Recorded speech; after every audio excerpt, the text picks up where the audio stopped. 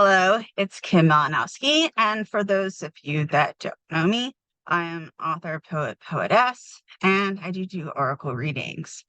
Um, okay, well, as you can tell, Kim is back in her car, and that's just because if I go home, it's not going to get done. There's a lot of projects going on right now, and I know I'll get sucked in. And I have a class later today, so I have mm, I'll be prepping for that instead of like everything else. And like, it's not even like a real class. It's like hey, what are you interested in sort of thing. I'll still prep. I know myself. Okay, we're going to use three different decks. And I bought these just now on the street. The owner is even like, hey, I haven't seen you in a while. He hasn't been there, not me. I'm there a lot. That's how you know you've been a witch too long. You remember when the place like was up the street, down the street, expanded, you know. So this is it. And I cannot pronounce it to save my life. Intuit, Intuitie, Night Goddess Tarot. All right. So I'm sure it's trying to say it intuitive, but in a different language or just not in Kimish. I'm also going to use stargazing 40 cards to light up the sky. No idea. I've never used it. Like I said, I'm used none of these decks. But like, hey, that's what experimentation is for. I have pre-shuffled. Some of these I may grab through just to make sure that they get sticky, especially when in first. This is a Robin Wood tarot. And since I'm doing Robin Hood, I was like, well, that's kind of a strange coincidence. Like I'm all for like language and rhyming and randomness. So I was like, I'm down for that. I'm willing to do it. So we're gonna start with it. I think that was my three. So I'm gonna put it up again. Robin Wood Tarot. Now I have not looked to see like what messages they have there. I am gonna give it a flip. The computer might move. Lo siento. Um, I do drive a lot. Tomorrow's archaeology. For all week, I'm going on a dig. So um, it's also prep day. All right, let's get that one. I also don't know how many of these I'm taking. So everyone like knows my system is not a system. Some call it intuitive and some just call it. All right, so we have the Page of Pentacles and pages. Um, one of the core cards, right? But like one of the beginning core cards. So it's not like it's a mastery, right? And I'm gonna look in the book too as well. But like, that's why it's sort of this child with this symbol of the coin.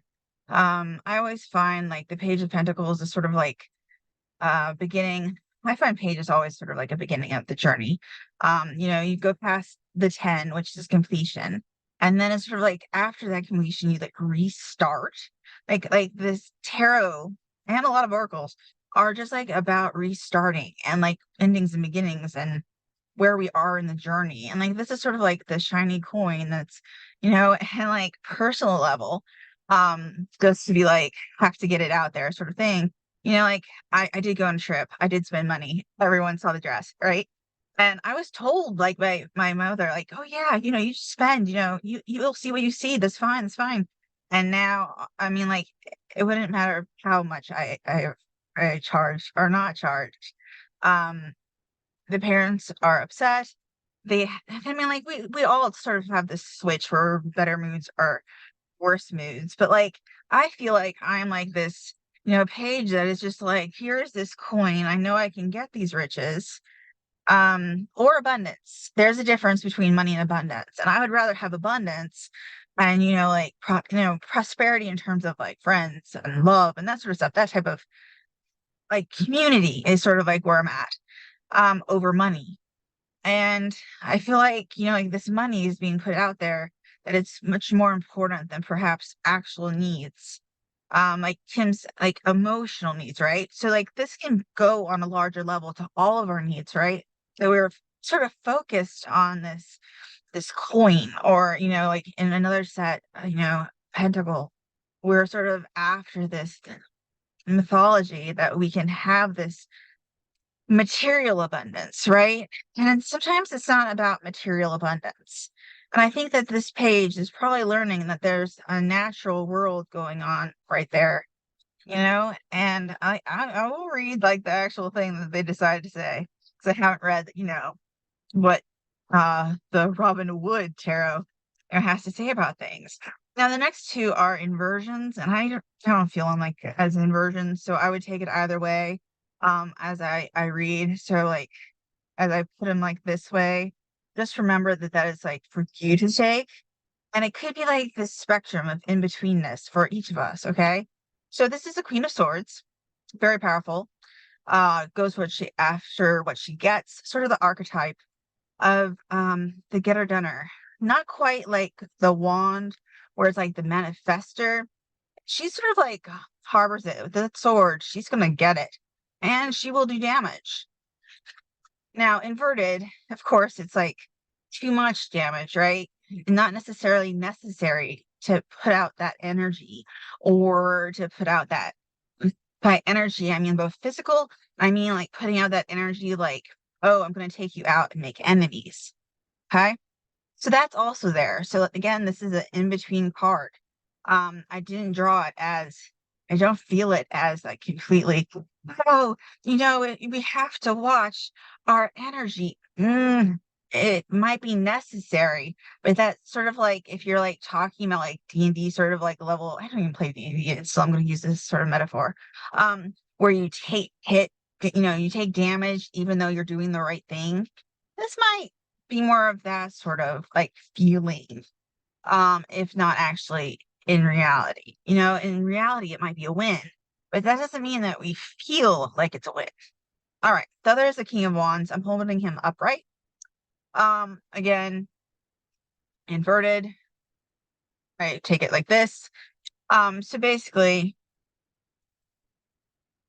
King is like as the manifester of the wands, right? He's the best manifester that there can be. All right. So, so what's the problem? Well, maybe there is no problem. Maybe it's just like our it's the end of the cycle. Like we talk about cycles.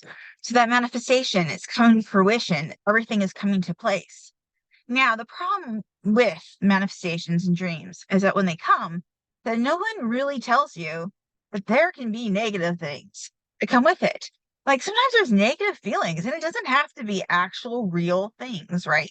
It doesn't have to be like I have a book coming out, right? I'm excited about this book. I am. But oh, am I a hot mess? Does it also come with social media? Does it also come with a lot of more responsibility? Do I have to, tell everybody about it? Do I have to try to sell it? Manifestations are wonderful things, and I am not ever telling you not to do them and not to follow your dreams. I'm just telling you, beware of hidden consequences. Okay. And like sometimes things happen. And like you never know when you manifest how it's going to manifest, right? And eventually I do believe it's always for the better good and or a lot of people call it for your higher self's good. But um sometimes it's just difficult, You're just like, no. I'm trying to look up the Page of Pentacles right now. And that was our first card. And they're saying, since it's upright, it's a warm, generous woman who has the seeker's best interest at heart. No fear of hard work, monetary gifts, and intelligence and thoughtfulness. Okay, so that's an interesting interpretation. So it's almost like she's giving away the coin. Okay. So that is that sort of thing with the pentacle, giving it away, not necessarily um keeping that manifestation in terms of what we call traditional abundance. And most people do prosperity spells and that sort of stuff. And I've always felt that prosperity is it doesn't mean just money. So when people like blow cinnamon in their house, it's fine. And I believe that if you want to like blow cinnamon or have a cinnamon money candle ceremony to bring in money and you have coins in it, sure, of course. But just remember that you might bring in friends or new love instead. That's a different type of prosperity and abundance, but it's still good.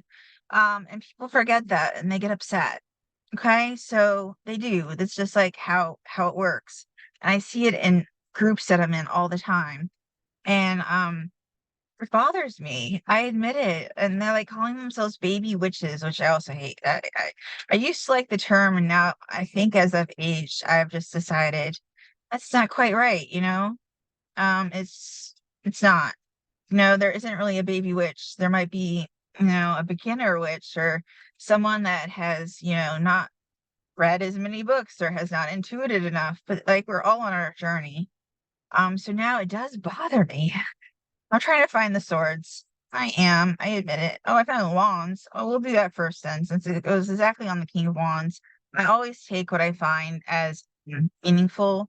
So this is the King of Wands. I'm gonna read it upright and inverted, just so you know they're using the word reversed, meaning a man of passion, handsome, conscientious, noble, strong, sometimes hasty. And this can be our energy, or this can also be somebody that comes into our life. Okay. Reverse, a severe man, harsh, opinionated, strict, quarrelsome, sometimes intolerant and prejudiced.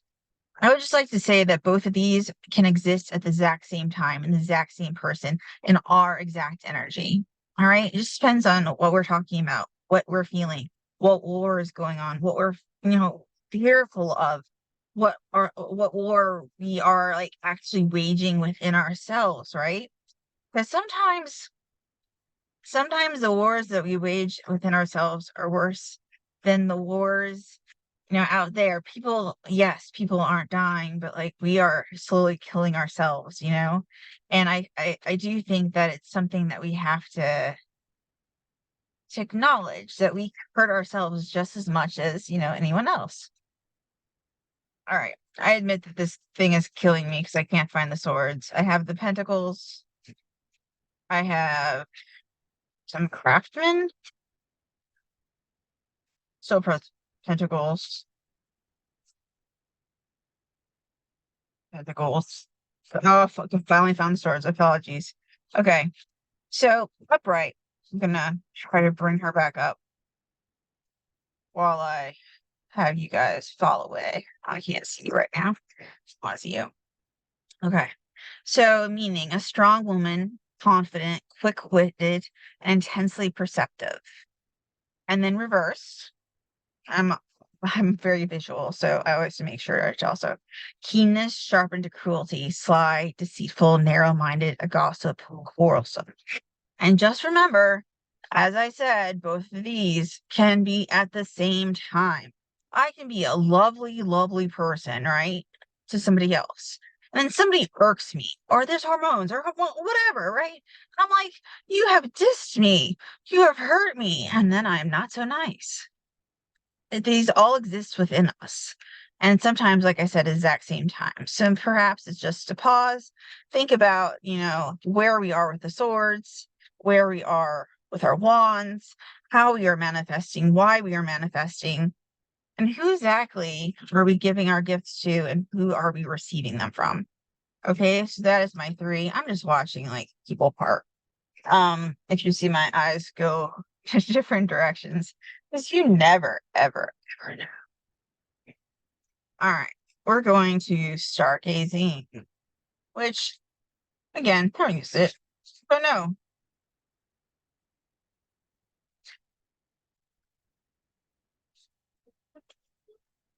I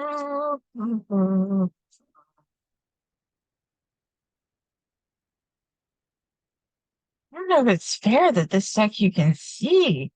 You can see one way or you see the other. It's interesting. We're going to take this one. We're also going to let the people go by because we can. Okay. So this is Cassiopeia. I always liked Cassiopeia. And you see, like, why I say it's unfair is that you can, like, sort of see it on both sides. So Queen Cassiopeia, with vivid imagination, the ancient Greeks saw this W-shaped stars of a boastful queen sitting on her throne.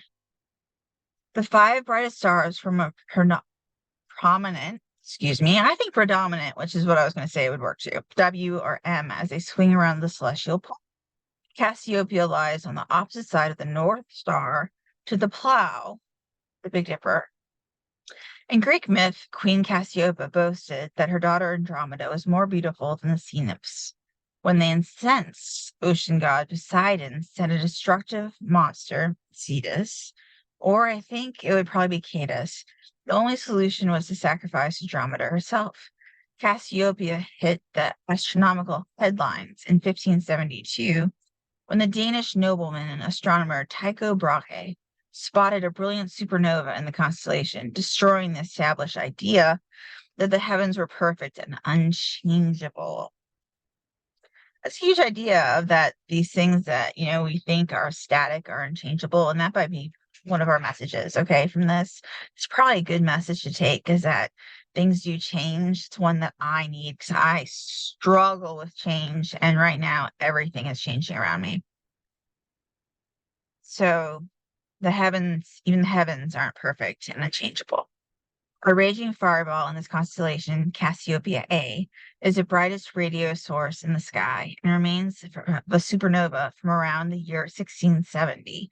Oddly enough, there's no record of anyone seeing it at the time. That is interesting. Well, I mean, like, who knows about records? There are a lot of fires and a lot of reasons why, documents and I mean, like, it doesn't have to be paper, fall away from us. The ancient Chinese saw part of Cassiopeia as a charioteer with four horses. To this day, the middle star of the W is called Tish, T-S-I-H, meaning whip in Chinese, one of the very few Chinese names in the sky. All right, and on the side, it just sort of like gives you I don't know if you can sort of see it. Well, where to look, the history and mythology, and did you know? I'm gonna put it back up here. Okay. So I do like that one. And I think that perhaps the message, you can find your own message in it, of course. But I think my message is definitely things change, I'm looking at my little booklet and it's just talking about the brightness of the stars. It's not giving individual meanings. It's sort of like just talking astronomy, which for our purposes, right this second, we don't need to talk. Okay, folks, we have gotten to, hopefully I've got the back of it. All right, it says connect to intuition, dilute into nature, cross the hidden veil, and embrace the universe, unfold your myth.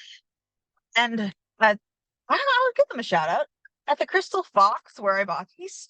Yeah, let's shout them out. With the tarot that I can't pronounce, the Nishua Night Goddess Tarot. I was told it was quite good. It's by Lindsay Silverman, Eye of the Astro. Sure. I didn't know it was so busy here in Laurel, right at this spot.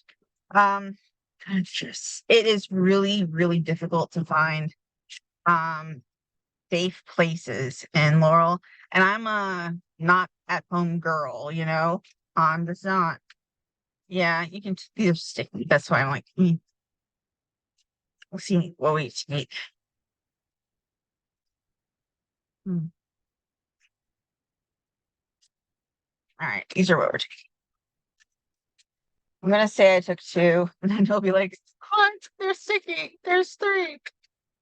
Check. Yeah. All right, we got the moon inverted and strength inverted. And when I see these inverted, this is just like it's not like this is just like the others, where it's like the energy can pulse. With the eclipses, if you look up into eclipses in astrology, just eclipses in general, the eclipse season, it has been intense. And you don't even have to believe in astrology to know that we have intense energies right now, just with like the wars and name a place that doesn't have some type of strife or battle going on, even if it's just like in the Congress or even if it's just, and everywhere, everywhere.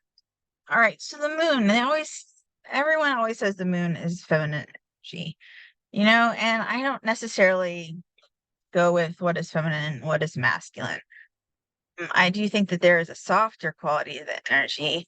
And the moon always just have like just shows her veil. And like it really brought up the idea of like it sort of illuminates and there is a veil though too. So like it doesn't just have to illuminate even in a softer way than the sun, which it can, but it also can conceal.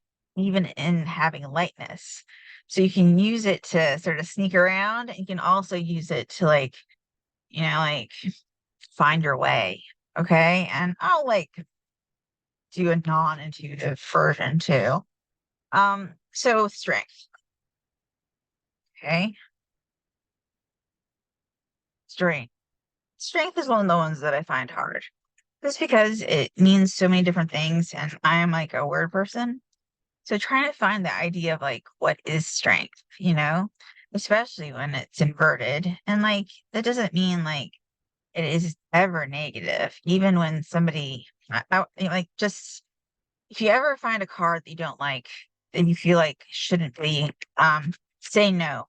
Don't take it, and it changes no matter what.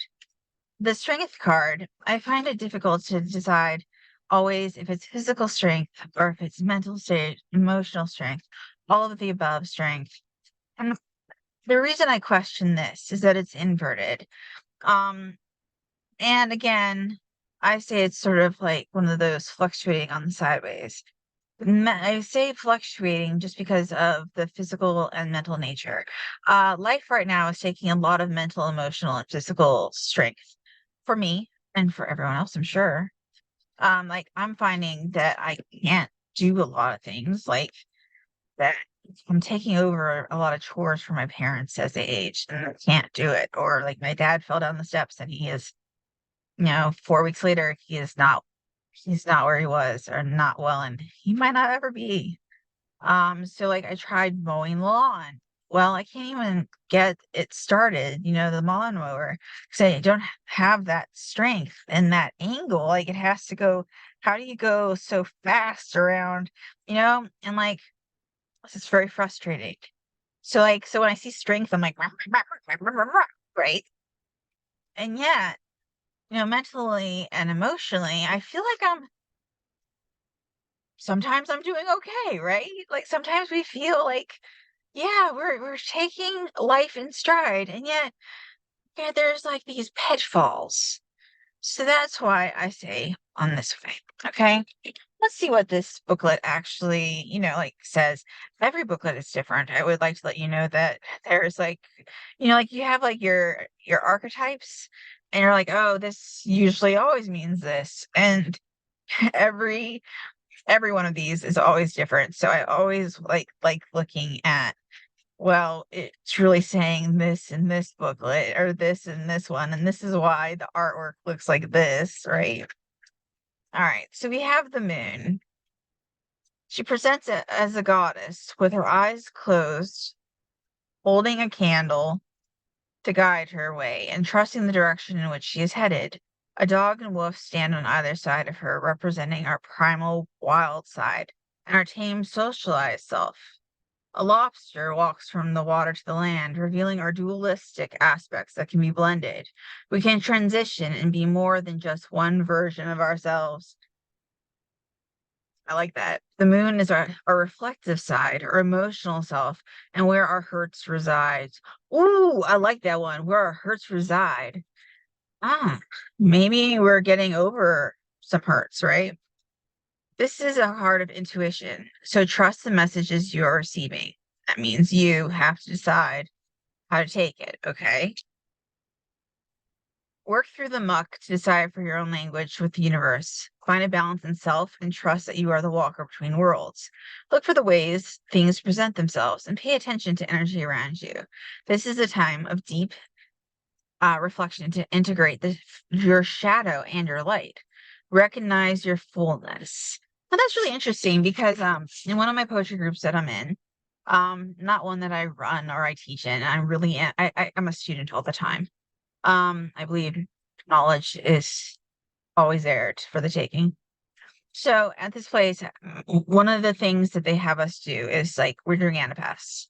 So I was supposed to like make an anapestic phrase, and I just wanted like, and it's supposed to be like for an incantation or like something to hold ourselves to. And it was like, I don't even think I have this right because it's not an anapest that I'm saying, I don't think. But it's like merge, my cells, like, you know, just merge them.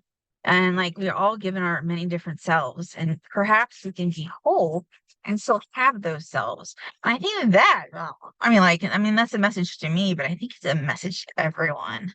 I'm sure everyone struggles with this at some point. Like, why does the poet become an archaeologist but isn't a real archaeologist, but still wants to earn the certificate and then maybe someday go to grad school, but she can't afford grad school, but right? But maybe we can merge the stuff and like everything winds up working out in the end. I don't know. Intuition, shadow, integration, subconscious, duality, reflection. I want to say that you don't have to just be dual, okay? We can be tri and quad and so many different sided, okay? Be a pentagon, be a quadrangle, bi-world. I don't know. I can't go further with that because I don't know the words. All right, we'll go to strength. I really don't know the words. I'm gonna have to like come up with some stuff.